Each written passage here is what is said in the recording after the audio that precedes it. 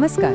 आज आपण इलेक्ट्रॉनिक्स मधल्या एका अशा हिरो बद्दल बोलणार आहोत जो पडद्यामागे राहून आपलं सगळं जग चालवतो. हो, अनेकदा तो आपल्या लक्षातही येत नाही. आपण बोलतोय रेक्टिफायर्स बद्दल. चला तर या अज्ञात नायकांची गोष्ट जाणून घेऊया. कधी विचार केलाय का की आपला फोन चार्जर असो किंवा टीव्ही हे कुठलंही गॅजेट थेट भिंतीतल्या सॉकेटमध्ये लावून का चालत नाही? म्हणजे त्याला तो मोठा अडॅप्टर किंवा आतमध्ये पॉवर सप्लाय का लागतो? या अगदी साध्या प्रश्नाचं उत्तर दडलंय रेक्टिफायरमध्ये. बरं, ही अडचण नेमकी काय आहे हे समजून घेण्यासाठी ना आपल्याला दोन वेगवेगळ्या प्रकारच्या करंटमधला फरक बघावा लागेल. एक आहे AC म्हणजे ऑल्टरनेटिंग करंट आणि दुसरं आहे DC म्हणजे डायरेक्ट करंट. आता गंमत बघा, आपल्या घरात भिंतीतल्या सॉकेटमधनं जी वीज येते ना ती असते AC, म्हणजे तिची दिशा सतत बदलत असते. पण आपली सगळी उपकरणं म्हणजे मोबाईल, लॅपटॉप यांना लागते DC म्हणजे एका सरळ रेषेत वाहणारी वीज. म्हणजे बघा, पॉवर ग्रिड बोलते एक भाषा आणि आपला गॅजेट समजते दुसरी भाषा. मग इथे गरज पडते एका ट्रान्सलेटरची. हे बघा, AC करंट नक्की कसा दिसतो? अगदी समुद्राच्या लाटेसारखा, सतत वर खाली. त्याची दिशा आणि ताकद क्षणाक्षणाला बदलते. पण आपल्या नाजूक इलेक्ट्रॉनिक सर्किट्सना ही धरसोड अजिबात चालत नाही. त्यांना हवा असतो अगदी शांत स्थिर प्रवाह, जसा एखाद्या बॅटरीमधनं मिळतो. तर मग या AC आणि DC मधल्या भाषेचा अडथळा दूर कोण करणार? इथेच आपल्या कथेचा नायक येतो. त्याचं नाव आहे डायोड. दिसायला अगदी छोटासा, पण त्याचं काम खूप मोठं आहे. डायोड म्हणजे काय? सोप्या भाषेत सांगायचं तर विजेसाठी असलेला एक वन वे रस्ता.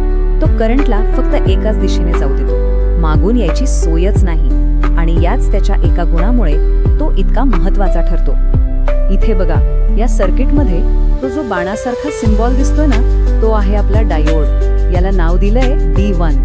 हा बाणच आपल्याला सांगतो की करंट कोणत्या दिशेने वाहणार आहे. म्हणजे याला सर्किटमध्ये कुठे आणि कसं लावायचं यावरच सगळा खेळ अवलंबून असतो. ओके, तर AC ला DC मध्ये बदलण्याचा सगळ्यात पहिला आणि सोपा मार्ग आहे हाफ वेव्ह रेक्टिफिकेशन. नाव थोडं किचकट वाटेल, पण कल्पना अगदी सरळ आहे. पण हा उपाय सोपा असला तरी त्यात एक मोठी अडचण आहे. चला बघूया हे काम कसं करतं. समजा ती AC ची वर खाली होणारी लाट सर्किटमध्ये आली. डायोड तिथे एका गेट कीपर सारखा उभा आहे. तो काय करतो? लाटेचा जो वरचा म्हणजे पॉझिटिव्ह भाग आहे त्याला तो जा बाबा पुढे म्हणतो. पण जसा खालचा म्हणजे निगेटिव्ह भाग येतो तसा तो गेट बंद करून टाकतो. म्हणजे काय, तर अर्धी लाट पुढे गेली आणि अर्धी तशीच वाया गेली. आणि त्याचा परिणाम हा असा दिसतो. इथे बघा, आउटपुटमध्ये फक्त वरचे डोंगर दिसतायत, खालच्या दऱ्या गायब आहेत. तिथे एक मोठी रिकामी जागा आहे. ही रिकामी जागा म्हणजे काय, तर वाया गेलेली शक्ती. अक्षरशः अर्धी एनर्जी आपण फेकून देतोय. हे अगदी तसंच आहे जसं समुद्र किनारी उभं राहून फक्त किनाऱ्यावर येणाऱ्या लाटांनीच बादली भरायचा प्रयत्न करणं. परत जाणाऱ्या लाटांचं पाणी आपण वाया घालवतोय. म्हणजे ही पद्धत तितकीशी कार्यक्षम नाही हे तर उघड आहे. मग आता प्रश्न हा येतो की ती जी वाया जाणारी अर्धी शक्ती आहे तिला आपण काही कामी लावू शकतो का? त्या परत जाणाऱ्या लाटेचं पाणीही वापरता येईल का? हो, नक्कीच.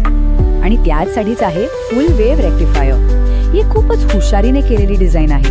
ती AC वेव्हच्या वरच्या आणि खालच्या दोन्ही भागांचा पुरेपूर वापर करते.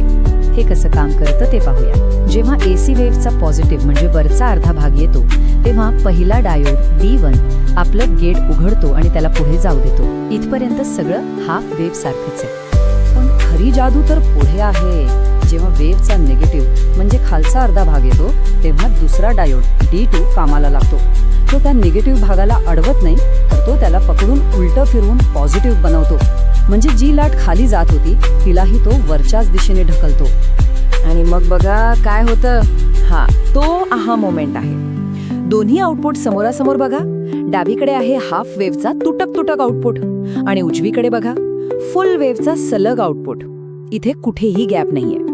ती जी रिकामी जागा होती ती आता भरली गेलीये. म्हणजे शक्तीचा एक कणही वाया गेलेला नाही. आता जरा आकडे बघूया. फुलवेव्ह रेक्टिफायर मधून जे सरासरी DC व्होल्टेज मिळतं ते पीक व्होल्टेजच्या म्हणजे VPच्या 0.636 पट असतं. पण सगळ्यात महत्त्वाचा मुद्दा काय माहितीये? हा आकडा हाफ वेव्ह रेक्टिफायरच्या आउटपुटपेक्षा म्हणजे 0.318 VP पेक्षा अगदी दुप्पट आहे, डबल. याचा सरळ सरळ अर्थ असा की फुल वेव्ह रेक्टिफायर दुप्पट जास्त कार्यक्षम आहे. बरं, हे सगळं तांत्रिक ठीक आहे, पण ह्या सगळ्याचं आपल्या रोजच्या आयुष्यात काय महत्त्व आहे? हे सगळं इतकं महत्त्वाचं काय आहे? चला, आपण जे काही शिकलो ते थोडक्यात पाहूया. पहिलं, आपल्या घरात येणारी एसी वीज इलेक्ट्रॉनिक उपकरणांना चालत नाही, त्यांना डीसी लागते. दुसरं, हे एसीचं डीसी मध्ये रूपांतर करण्याचं काम डायोड करतो. तिसरं, हाफ वेव्ह रेक्टिफायर सोपा आहे, पण तो अर्धी शक्ती वाया घालवतो. आणि चौथं म्हणजे फुल वेव्ह रेक्टिफायर जास्त हुशार आहे, तो संपूर्ण शक्तीचा वापर करतो. खरं तर ही प्रक्रिया जवळजवळ प्रत्येक इलेक्ट्रॉनिक डिव्हाइसमधली पहिली आणि सगळ्यात महत्त्वाची पायरी आहे. म्हणजे पुढच्या वेळी जेव्हा आपण आपला स्मार्टफोन चार्जिंगला लावू किंवा टीव्ही चालू करू, तेव्हा एक गोष्ट लक्षात ठेवायची. त्या चार्जरच्या आत किंवा टीव्हीच्या आत एक छोटासा रेक्टिफायर शांतपणे आपलं काम करत असतो. तोच ती अदृश्य प्रक्रिया पार पाडतो, ज्यामुळे आपल्या गॅजेट्सना जीवन मिळतं. पण थांबा, गोष्ट इथे संपलेली नाही. फुल वेव्हचा आउटपुट सलग असला तरी तो अजूनही लाटेसारखा वरखाली होतोय, म्हणजे तो अजूनही पल्सेटिंग आहे. मग कॉम्प्युटरसारख्या उपकरणांना लागणारी अगदी सपाट स्थिर डीसी वीज कशी मिळवायची?